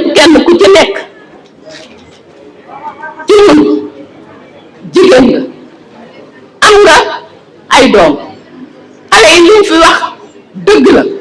divorce yi bari na boo ne ngalam nag ci ñu divorce kon léegi nañ fexe ñun les femmes de gauche nan lañuy def ba conscientiser jeunes yi ba bu ñuy dugg ci sëy dinañ xam ci ban sëy la ñuy dugg ba bu ñuy dugg ci sëy dinañ xam lan moo leen di xaar ba bu ñuy dugg ci sëy mu divorce bañ a am ndax kuy sëy ak nit yaakaar naa ne sëyoo pour ñëw rek divorcer problème yooyu nag ñun lañuy jéem a gëstu xool ko xam problème yooyu liggéey ci ba nga xam ne jigéen xale yi nga xam ne ñoo war tollu ci sëy ñu leen di conscientiser ci loolu pour que ñu mën a toog ci seen néegu sëy donc ma di leen sant di leen gërëm di leen jottali nag nuyoo waa Andi Jëf PADS di leen jottali aussi nuyoo Landing Savané di wax ne rek Rose dama bëggoon a indi benn précision bu ndaw parce que politique dafa sew te bu ñu ma présenté comme présidente des femmes de Andi Jëf dafay doy waar dama bëggoon rek ñu ne intérimaire parce que intérimaire waaw. Et Rose, prononçons mon prénom, peut-être je vais donner quelques compléments d'information. Je m'appelle Marie-Binta Seck, je suis assistante sociale à l'hôpital de Pikine, mais je suis en même temps éducatrice des jeunes enfants. Les points qui ont été soulignés ici, j'avoue que c'est beaucoup de points qui me concernent à plus d'un titre, parce que les femmes, quel combat présentement, dans tous ces points qui ont été cités, que ça soit le viol, que ça soit, je vais même ajouter le suicide, que ça soit les problèmes des trucs paternels. Donc moi je pense qu'il y a beaucoup de choses qui sont là et qui méritent d'être réflexion. Et on est sur le chemin. Et je vais en profiter pour dire un grand merci à, l'honneur, peut-être je vais rendre à César ce qui s'appartient à César. Je vais commencer par mon leader, le professeur Dembassi, et l'honneur revient aussi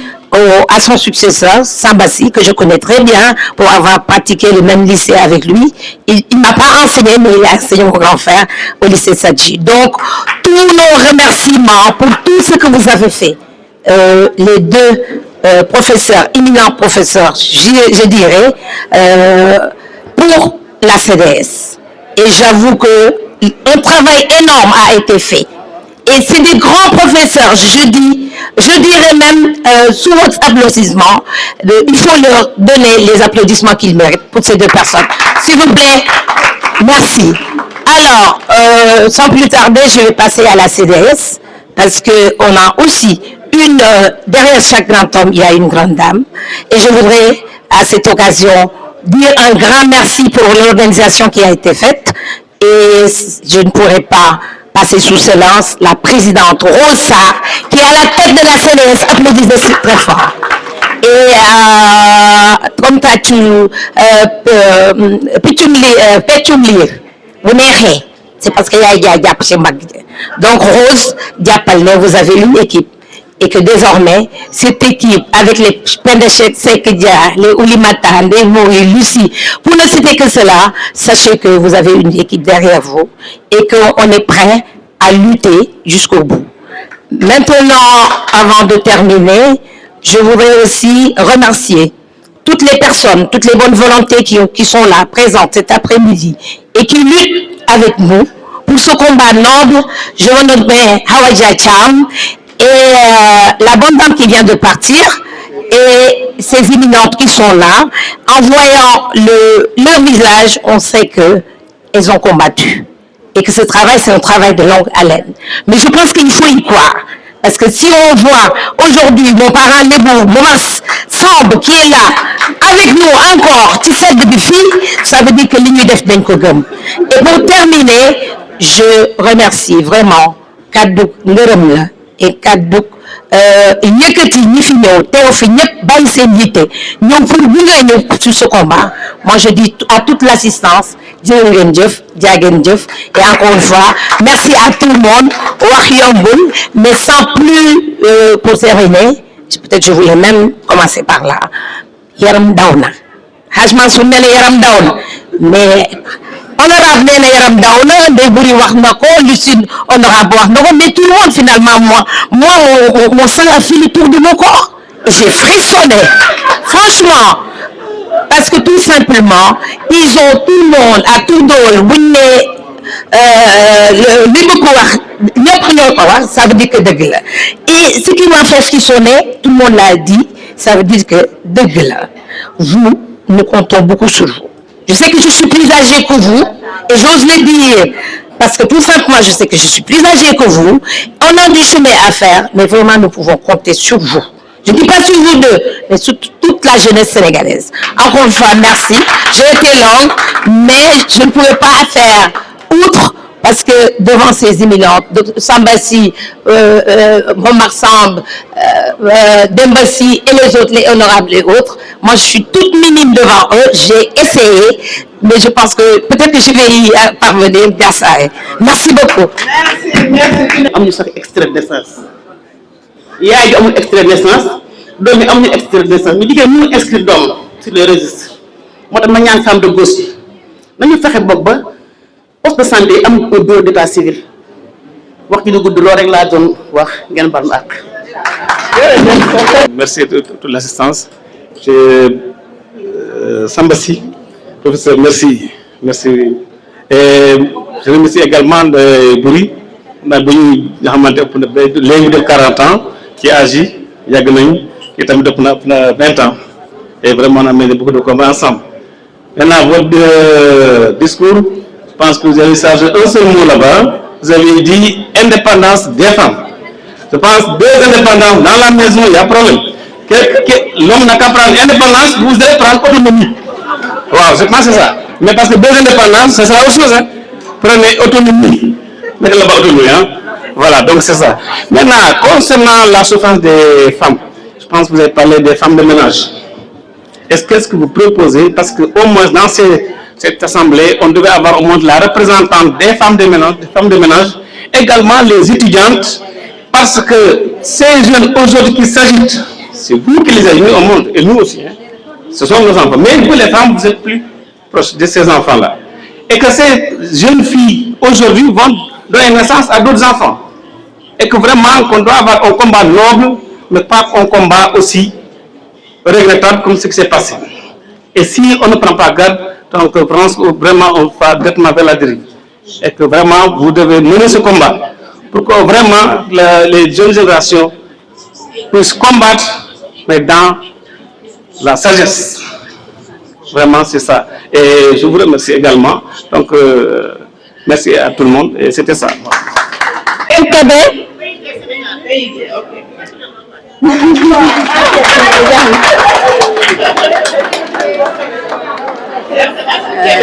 D'accord. Asalaamaaleykum mbooloo bi di rafetlu seen teewaay yéen ñetti fii man nag maa ngi tudd Astou Kébé nekk représentant RTS à Saint-Louis mais aussi je suis originaire de Kaolack aussi donc oui Saloum pur je veux dire voilà donc maa remercier donc conférenciers yi doyen Sam si Madame Khadija, Madame Mariam et Tarose donc pour cet excellent contenu pour cet excellent contenu de votre travail. Donc man ñu ne ma ñàkk wax ci gauche mun naa wax dama ci nampatal sama papa décédé na c'était un inspecteur d'enseignement récemment dama fiy teg photo ces anciennes photos dama gis ne ñu fa taxaw ak Mamadou Diouf moo xam ne mu ngi décédé récemment ancien donc directeur de la décentralisation ñoom ñaar ku ci nekk tudd na sa morom doom parce que ay xarit leen woon dama gis seen ginnaaw fi ñu photo ba seen ancienne photo yooyu kenn ki mi ngi naan ci ginnaaw porte bi dañuy jógee ci lëndëm dem ci leer te wér boobu la di CDS amee si laa doon xam ne comme man lii jeune la ci man dañ ma ko nampatal à mon insu donc comme lu ci CDS Thomas loolu parti de gauche mooy génne nit ci lëndëm jëmale ko ci leer foofu nag foofu laay accès sama intervention jeunesse yi fi nekk yëpp ñu bëgg bokk ci ñu jëmale sa réew kanam la mais s'ils ne sont pas formés suñu demee ci débat politique yi li ñuy wax xamuñ ko pourquoi parce que ils ne sont pas formés Donc j'interviens, donc je vous interpelle sur cette question-là pour que la formation soit effective pour l'ensemble des jeunes, plus particulièrement les femmes. Parce que xam ngeen ne ñaari loxo mooy takk suuf ñaari loxo mooy takk tubéy waaye tamit ñaari loxo mooy takk sër te fu jigéen bokk dara du dox. Donc nañ jàppale jigéen ñi plus particulièrement sur l'autonomisation financière donc de la femme. Si la femme n'est pas indépendante financièrement, elle est bloquée dans toutes les démarches. loolu il faut ñu jàppale si jigéen ñi baax a baax seet ni formation la ñu mën a def ba suqali leen ba ku si nekk mënal sa bopp moom sa bopp parce que soo mënoon sa bopp doo moom sa bopp c'est essentiel. Donc sànq fii problème état civil bi am na tata bu ko wax léegi dafa nekk véritable problème man sama école dama am élèves yoo xam ne dañuy dem ba terminal war a def examen duñ ko mën a def. Pourquoi? Parce que dañu am problème état civil déclaré leen bu doon déclaré bala seen kii dañ ko jël jaay ko ñeneen man pour sauver mes normal wax sax dama teel a utoo carte d'identité sama doom je pense que je parle sur le contrôle des juristes je pense que à partir de 5 ans mu ne am carte nationale d'identité dañ leen teel a utoo seen doom carte nationale d'identité teel a utoo certificat de nationalité su ko defee seen extrait dañuy sauver kenn bopp ñu dootu ko mën a sàcce. loolu aussi ñun famille il faut ñu éveiller aussi donc jëm see gën a góorgóorlu doom su bindoo rek dama nga déclaré ji parce que yow sa naflaay la yow yaa ji soo xaaree ba mu def terminal war a dem examen ko da ngay xëy di suba ba ngoon jot di taaba fu nekk nga dugg fa fekk sa trop jëndire tak sa trop tard mais bañ nga yéen a muus donc foofu daal aussi moo nekk aussi combat pour les femmes du CDS foofu daal laa amoon may gërëm di leen sant leen jaajëfal bu baax. Parti de l'indépendance et du travail PIT maa ngi nuyu sama collègue et camarade Pape Demba Sy di nuyu Momar Samb di nuyu mon secrétaire général Samba Sy di féliciter les conférencières ñi introduire panel bi ak Rose di féliciter également les femmes de la CDS les femmes de la gauche dama bëgg a wax ñetti mbir yoo xam ne ñii yaakaar naa ne yu am importance la ci ndaje yu mel nii. ñun gauche dañoo yàgg a xeex jëmee parité ci façon bii dañ leen ko jox mais ce sera insuffisant c'est ce qui s'est démontré donc ñun bu ñu nekkee des femmes de gauche dañoo war a am mandat boo xam ne mooy ñun la gauche boo xam ne bi c'est différent des luttes que nous avons menées avec les femmes dans le cadre des organisations des femmes ma baamtuwaat ko dañoo bokk ci xeex bi femmes yi di xeex ci seen organisation nekk des femmes de gauche mais dañoo war a yóbbu ci organisation yooyu la vision de la gauche loolu mooy indi la transformation parce que bu ñu ko defee dañuy àndandoog nit ñi yëpp mais du ñu dem laal góom bi fi mu nekkee. Deuxième chose qui me semble importante mooy analyse de classe. tey war nañu les femmes de gauche dugg chez les travailleuses et les travailleurs parce que ñoo yore koom-koomu réew mi ñooy indi comme la richesse du pays ñoom lañu war a gën a conscientiser ñu am des idées de gauche pour que ñu mën a mener le combat jusqu'à la victoire li ngeen fi wax yëpp c'est la réalité c'est le fruit des luttes que les femmes ont menées que ce soit les questions de l'agriculture de l'accès à la terre que ce soit les questions des violences faites aux femmes tout ça c'est dans le cadre d'une société bourgeoise mais ñun suñu proposition en tant que gauche mooy gën a soril le combat pour que mu nekk une véritable transformation suñ ko deful on n'ira pas beaucoup plus loin donc nous devons avoir une conscience claire de ce que c'est que la gauche avoir une conscience claire des luttes que la gauche doit mener avoir une conscience claire des voies et moyens par lesquels une analyse de classe doit situer les responsabilités de ceux et celles qui sont à la base des problèmes que nous rencontrons. Ce sont des problèmes politiques. Donc nous, en tant que gauche, nous devons lutter de manière politique pour changer l'ordre des choses et instituer une société dans laquelle les femmes et les hommes seront d'égale dignité et auront également à cœur de participer à la transformation sociale. C'est ça la gauche. Nous devons montrer qu'est-ce que c'est que la gauche. La gauche, c'est une identité remarquable qui réfléchit beaucoup plus loin et beaucoup plus profondément sur les causes réelles des situations que nous connaissons et auxquelles nous devons mettre fin parce que c'est ça l'avenir du monde, c'est ça l'avenir de l'Afrique, c'est ça également l'avenir du Sénégal. Je vous remercie. asalaamaaleykum mbooloo mi may nuyu yéen ñëpp seen tur ak seen sant di jéggalu tuuti ndax xaw naa ba may ñëw Rose mu ngi daaneel waxtaanam nekk ci yëfu social rek xam nga tamit loolu ci gauche bi la bokk defe naa donc may nuyu ñëpp vraiment di nuyu leaderu CDS yi di nuyu Pape Demba Sy Momar Samb ak monsieur le ministre maa ngi lay nuyu bu baax di nuyu sama mag Magay Kassé ak bépp leader bi fi nekk ak suñu mag yi jigéen yi nga xam ne man sama mag a ngay toog ñoom ñooy vrai gauche defe naa ne ñoom ak ñoom Rose ñoom ñoo ñu xalaloon yoon bi sànq seen naa fi Umu Xayri di rafetlu waxtaan bi et puis di remercier chaleureusement CDS ndax lépp lu ñuy def dañuy boole gauche bi jigéenu gauche ñu bokk parti ñu bokkul parti mais ñu am xalaatu gauche ak gis-gisu gauche defe naa Magay expliqué na ko ci tubaab baax na ñu toj ko aussi ci wolof ndax jigéen ñi xam ne aji bañkat yi jigéen ñi ñi nga xamante ne dañuy bañ bépp boot di compter ñi nga xamante ne dañuy féetee mbirum askan bi fépp fu ñu leen di nootee defe naa ne loolu ñun jigéenu gauche ñu ngi ci ñu fi toog fii am nañu yaakaar ne CDS bu gënee dëgëral ànd bi différents partis yi ndax seen chef de parti yi loolu la ñu xam parti yi aussi loolu la ñu xam te ñun jigéenu gauche képp kuy kiiwu xalaatu gauche am nañu yaakaar ne combat yu bëri mel nañ ko bon revers yi ci am sànq Magay wax na ko mais aussi il faut ñu def ay jéego ak ay ñenn buñ ko defee ak ñenn ba pare nag ci biir waxtaan bi ñu jubbanti ñuy wone doxalin bu baax ndaxte tamit waruñu ne rek gauche bi dañ leen a war a ragal déedéet il faut ñu ñeme ñu tey gauche bi neex na fii de nit ñaa ngi tagalu ña ngay jekk ña ngay def yooyu c'est vrai dañ koy wax mu leer bu njëkk ba dafa métti woon dañu doon fàtte ne sax jigéen lañu man musuma woon d'accord mouvement femme dama doon ne ghetto la ba ma dem ci biir sérieusement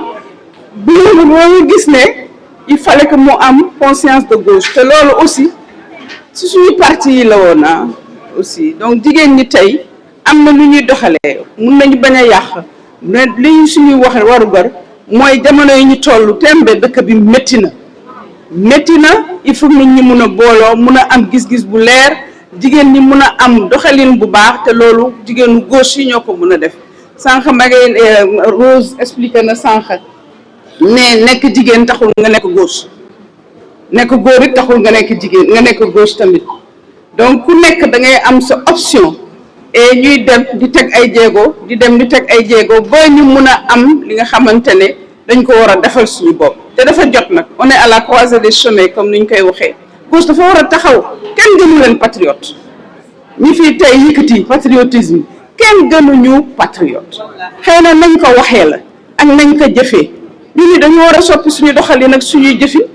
xool nu ñuy def léegi kii yu bëri jëmtukaay yu bëri am na comme on les appelle encore téléphone baag yooyu yëpp mun na nekk ay moyens yoo xam ne jigéen ñi dinañu mun a weccee seen biir wane loo xam ne mooy mun a jëmale askan bi kanam parce que jigéen bu demee kanam rek askan bi dina jëm kanam suñuy doom suñuy njaboot dinañu mun a dem na Rose du ma fi waxaat lu gën a bëri loolu di la remercier ci invitation bi ak fonk bi ngay def wax dëgg yàlla di woo ñëpp Rose day woo ñëpp femme gauche yëpp dañuy woo on est très solidaire loolu moom exemple la doxalin bu jub la duñu sàcc duñu fen loolu it tamit c'est des valeurs qu'il faut waaw duñu sàcc duñu fen yooyu dafa am solo loolu ay valeurs yu baax la waaye gauche dañoo humble dañuy def suñuy affaire laxatu ak yooyu Rose maa ngi dem. waxtaan bi demul yem fii mënu fee yem danañ ko xóotalaat incha allah ci yeneen daje loolu la ñuy ñaan Yaama Ndiaye. di leen sant di leen gërëm c'est une grande fierté tey ma ñëw taxaw ci seen wet en tant que xale boo xamante ni ci seeni tànk la màggee ci ëttu ànd jëf PADS tey nag bu ñu waxee gauche amul RTAS, c'est toujours un grand plaisir de rencontrer tonton Momar, tonton Bassirou Sarr, ñoom Tabouré may ñaan xale yi fi nekk rek suñu delluwee ñu mobiliser waat bu baax a baax suñu yaay yi fi nekk ku nekk marrainer benn groupe laa wax parce que mënuñu marrainer par benn groupe de jeunes filles ñi nga xamante ne dañu bëgg seen xalaat gën a màcc ci wàllu leadership féminine orienté sur leur activité politique wala entrepreneuriale ñu jël ko entrepreneuriat bi dox na trop ci Afrique ak Sénégal te li ci biir yëpp li ci nekk ku ko deful doo ko xam te la ca ne lépp yéen ñi yéen ko fi andi liberté émancipation ak autonomisation des femmes kon bu leen tabax lu mel noonu ba pare di ko bàyyee ñeneen ngay gis ñu naan ay coach lañu en leadership tey yéen a war a jël relève boobu jàngalaat xale yi bu baax ñu gën a mokkal xam fu ñu jëm saako nag bu feesul du taxaw jigéen ñi fi nekk ñëpp am nañ motivation ñi ci kër yi am nañ motivation waaye dañuy xaw a am jafe-jafe pour jóg di ñëw fekk si ndaje yu mel nii parce que xaalis boobu moomu nekkul ci ñoom mooy autonomisation financière boobu tey bu ñu demee ci développement durable accès vers l'agroalimentaire vers l'agriculture et autres choses le stylisme etc yaakaar naa dina gën a motiver wu pour mën a ñëw ñu àndaat dawalaat la ngeen fi tegoon mu bañ a seey ndax ñun pare nañ pour jël relève bi waaye nag il faut ngeen gunge ñu may daanalee ci technologie bi yaay nag yéen nag doo leen TikTok de ngeen dem ci Instagram ñun mën nañu toog di def ay affaires yi mais ngeen ñi wax li ñu def parce que bëgg nañu waaye tamit dañuy xaar ndigal wax dëgg yàlla loolu rek laa ni woon naa ko ci sànni tey ñaan ndaje yu mel nii bu muy gëj nañ koy def weer bu ne benn yoon wala ñaari yoon tey bu ànd jëf dalalee suba RTS dalal ginnaaw suba yaay booy LD ñoom ñëpp PIT ku nekk dalal xale yi ñu dem seeti ñi day mel ni tant que nemmeeku doxi mbokk la loolu rek laa bëggoon bàyyi fii wan leen ni nag engagé wu naa bu baax a baax. am na solo sa wax am na solo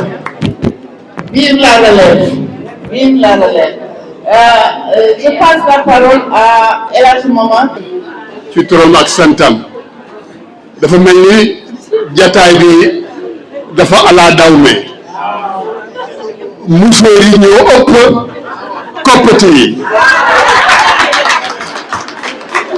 kon tàccu leen musóor yi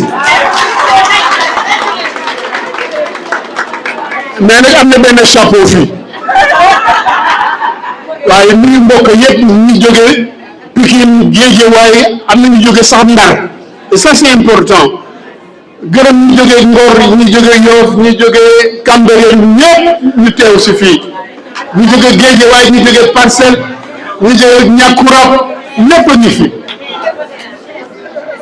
teewaay bi vraiment rafet na man dama bëggoon am rek ñaari dénku yoo xam ne moom laa bëggoon dénku di nuyu mbokk yi di gërëm di sant xale yi xam ne ñoo ñu defal waxtaan wi ñu Khadija ak Marème di gërëm tamit mbokk yi xam ne ñoo leen féete ñii ci càmmoñ kii ci nit joor ñu encadré leen benn bi mu ngi jëm ci góor ñi bari ñu waaye xëy na góor ñi fi nekk dañ ko mën a yóbbaale ba jox ko yeneeni góor jigéen ñi bu ngeen bëggee dimbali pour seen xeex bi antu ndax jigéen lu mu mën ci kër rek day gën a dëgëral kër gi gën a yaatal kër gi gën a indil njariñ waa kër gi góor ñi dañ leen war a gunge mooy dañu war a leen yërëm sama ndénkaane foofu la jëm ndax quelquefois dañu wax ne on est de gauche mais dañu am ay comportement léeg-léeg ak jigéen ñi baaxul dañ leen war a yërëm dañ leen war a bu fekkee ne sax si kër gi la mën nga jël bale dimbali ko bale raxas fobeere du ci yàq dara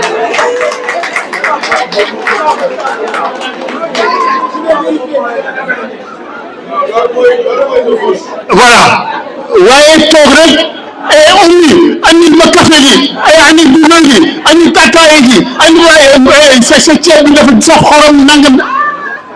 loolu yombal mbir mi nañ leen dimbali yërëm jigéen ñi ñooy suñu génn wàlla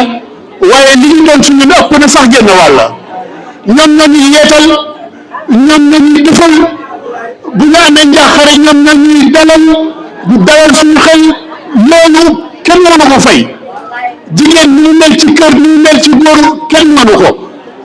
jigéen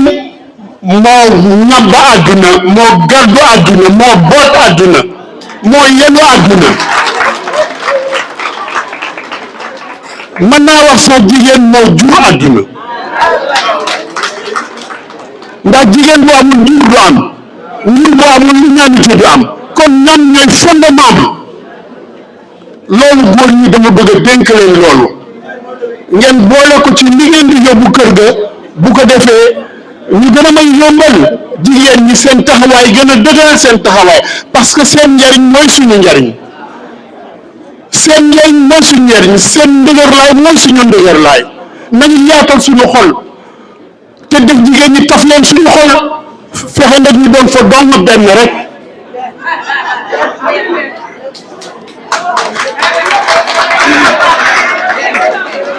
mooy bennal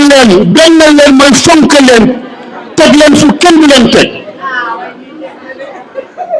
loolu mooy li may dénk góor ñi li may dénk jigéen ñi nag mooy li ñu fi wax ñëpp rafet na am na penn nag lu wax loo xam ne ni doon nañ ci waxtaan sànq mais xam naa foog ngeen yaatal waxtaan yi ci biir kër yi ndax xel yi maamale yi yeenu maam kii ndeele yaayale bàjjenale yooyu moom buñ ko tegoon ndànk ba sàggantoon autonomisation bi alors li may jeexale nag mooy am na Pape Demba si lu ma dee mais xoolal ni ngeen toll rek macha allah boo leen defoon ba regroupé def ko mu neru une plateforme lii ngeen wax fii ok wax ko noonu la ñuy def quel plan d'action quel programme ngeen am benn plateforme boo xam ne lii ngeen wax fii nañu accompagner jigéen ñi former leen nañu accompagner jigéen pour sax bu ñu mënee def ay lu leen mën a lebal lu ñu leen mën a defal et cetera loolu yëpp lu baax la te day indi njariñ ci jigéen ñëpp est-ce que loolu mënul nekk ndénkaane boobu laa bëgg am comment faire pour que ndaje bi nekk ndaje boo xam ne dafay jur njariñ moo am lu fi jógee loo xam ne ëllëg yéen ñëpp di ngeen xamante ci une grande plateforme à travers les réseaux sociaux à travers en attendant que chaque fois ngeen mën a daje périodiquement di gën a yaatu ba yàlla may leen yaatu boo xam ne de loolu pousse rek mu daanu jërëjëf. jërëjëf sant di leen gërëm ku nekkam turam ak santam di leen jox seen wàccuwaay di wax ne intervention yi am na solo on a bien pris note et pour rejoindre le camarade Pape Demba si proposition bu mu def mooy li ñuy waxtaanee ñu tënk ko ci benn communiqué bu nekk un communiqué des femmes de la CDS et ça va me donner l'occasion de pouvoir revenir, de pouvoir renforcer suñuy communication ñu ñaar. Donc on a bien pris note par rapport à l'intervention des unes et des autres, des uns et des autres. Donc dites-moi la bonne formule. C'est bon. Voilà, donc nous allons renforcer pour produire un communiqué. Donc également, il faut vraiment mettre en contribution les réseaux sociaux. Nous mettre en place une plateforme, une femme, nous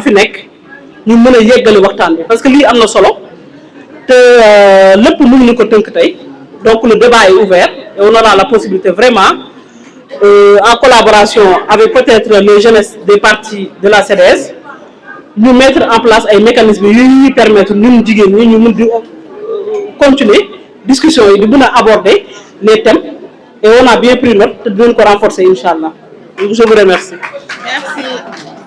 Merci. L'essentiel a été dit par ma camarade Khadija. Peut-être remercier encore pour Sen Tewai, pour remercier de votre présence. Peut-être revenir juste sur la question de la relève, parce que c'est une question qui a beaucoup été soulevée. La question que je me pose, c'est comment rendre la gauche attractive et attrayante pour les jeunes. Essayer de trouver des mécanismes, des idées innovantes, des plateformes et des systèmes de communication qui peuvent intéresser les jeunes. Les jeunes ci gauche, ñu xam luy gauche, ñu intéressé waat ci gauche, bañ a foog ne loo xam ne dafa obsolète la, dafa passé la. remettre ça au goût du jour pour mener am relève parce que relève bi mënul yam si une dizaine de personnes, une vingtaine de personnes. Il faut que ce soit beaucoup plus élargi que ça et par rapport à ça, il y a toute une réflexion, je pense, à mener. Beneen remarque bi peut-être mooy que certaines femmes, par rapport au combat des familles, certaines femmes ne sont pas avec les femmes par rapport à ce combat-là. Donc, par rapport à ça, il y a beaucoup de travail à faire, beaucoup de sensibilisation et remettre les choses à l'endroit. Parce qu'il y a eu des femmes qui ont créé des plateformes, qui ont même fait des conférences et qui ont remis en cause, qui ont accusé les féministes d'avoir des agendas cachés, des financements occultes ou qui posent problème. Donc, je pense que FOFTAM, c'est un combat. Le verre est dans le fruit et que si on ne fait pas attention par rapport aux acquis, comme l'a dit Tata Lucie, ça risque de nous causer des problèmes. Donc, essayez de parler d'une même voix, sachant que nous, femmes, si nous luttons, c'est pour des combats. On veut que toutes les femmes se retrouvent dedans. Donc, je pense que la question est très large, quoi. Il faudra peut-être revenir à d'autres sessions pour élargir. Merci à tout le monde et bon retour à tout le monde. Merci. Rose, je vais me permettre de me tenir debout pour vous saluer encore une fois et pour vous remercier. L'avantage d'être de ce côté-ci de la salle et de se tenir debout, comme je viens de le faire, c'est de pouvoir vous voir. Masha'Allah. Je note, très chers camarades, très chers invités, je note que vous êtes restés jusqu'à cette heure-ci. Madame, teew ngeen ci nu mu rafete te toog ngeen ba waxtu wi timis romb na daanaka waxtaan bi nga xam ne am nañ ko ça a été à mon sens un débat convivial waxtaan nañu reetaan nañu gëstu nañu am na ay xalaat yoo xam ne junj nañ ko ne nañ ko gën a xóotal. J'en conclus que nous avons fait œuvre utile. Mais j'en conclus surtout que nous avons montré que c'était possible. Nous, waa réew mi mën nañu toog waxtaan ci dal waxtaan ci loo xam ne du njëriñu Khadija bi rek mbala Marème rek mais njëriñu askan wi la. loolu nag nekk na lu am solo. dama ciy félicité wu personnellement li ci des mooy jàng naa ci seen waxtaan ne nañ gën a bàyyi xel ci li nekk ci biir xel yi ce que j'essaie de dire c'est qu'il faut que nous soyons attentifs à ce qui se passe